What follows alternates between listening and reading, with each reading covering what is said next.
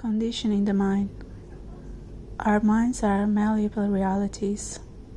They are plastic and can be reshaped in ways that we choose. The mind, in other words, is a conditioned phenomenon. Perhaps we are born with certain dispositions to act and think in particular ways. Many Hindus, Buddhists, and Jains think that karma are thoughts, deeds, and words from previous lives. Profoundly influences the mental states we have at birth. Essentially, the idea of karma suggests that the way we are now is a consequence of the way we have thought and acted up to this point.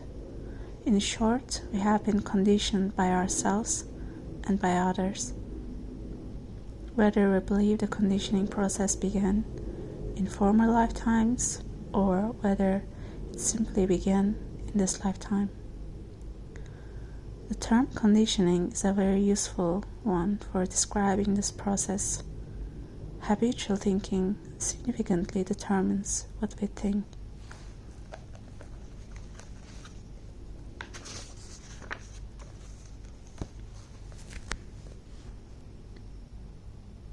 Feel and perceive. The more we entertain a particular thought or a particular kind of thought, the more our minds are prone to generate thoughts of the nature. The process of mental conditioning is so powerful that it may seem at times that our whole cerebral function is entirely determined by the factors of our biological makeup or our upbringing. However, we have a small but extremely important capacity to redirect our mind in ways that allow us to recondition it. In traditional philosophical terms, we are largely determined, but we have a modicum of free will. In this sense, free will is not just a feature of our makeup. Instead, it is something that must be exercised and developed. Without cultivation, we are vulnerable to losing the ability to think and to act and think freely altogether. The mind as an instrument.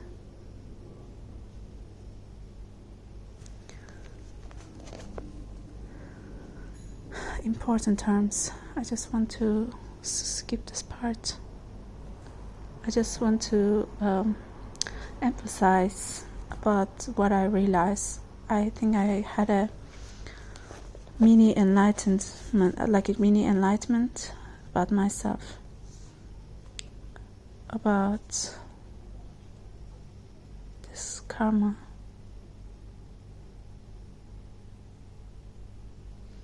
The belief of many Hindus, Buddhists, and Jains that thoughts, deeds,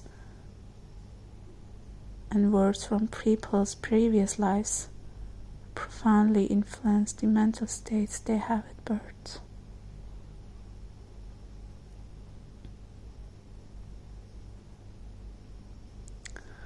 I think I suddenly had a mini enlightenment. All these words, all these like prayers that I kind of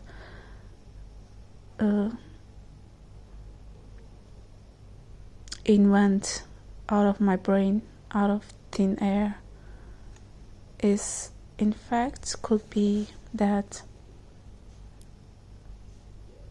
it's my memory taking back my past life thoughts and deeds and words and thoughts. Maybe in my past life I was living like this. I was a Buddhist and I was praying all the time for the whole universe. And those prayers, those thoughts, those words still stick with me, and this lifetime I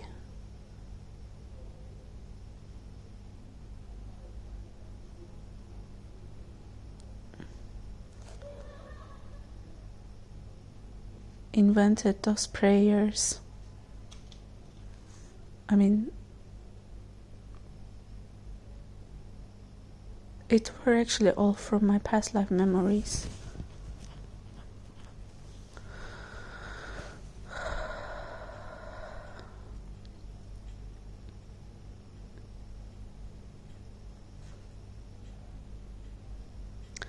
No wonder, since I came to China, and it's been 10 years.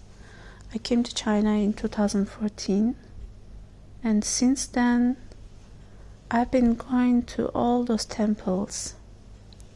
I've been to so many temples in China. Like, I traveled so many cities. I've been to so many temples. Each city that I've been, I went to temples. Then I went to some other South Asian countries, such as Thailand, such as Vietnam, and the Cambodia. And those countries that I specifically went to, they have some of the oldest temples. Like in Cambodia, those temples, you can see how old they are.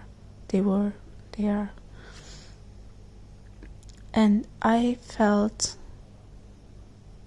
deep peace within me, as though I've always been there.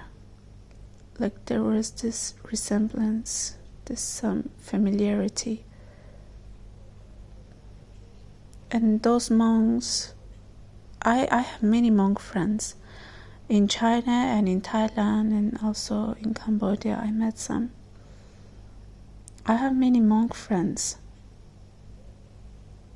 And those prayers that I invented in this lifetime, that I constantly, non-stop, I pray. I always, when I walk, I always say, I bless the whole universe, I bless the whole universe, I bless the whole universe. I bless the whole universe, all the time. It's coming from previous lives. Of course, I don't want to lose myself in these thoughts, because sometimes in the spiritual realms, like people sometimes so lost in the spirituality that we kind of tend to lose our rationality. So maybe I need to stop it here. Yeah, I need to balance.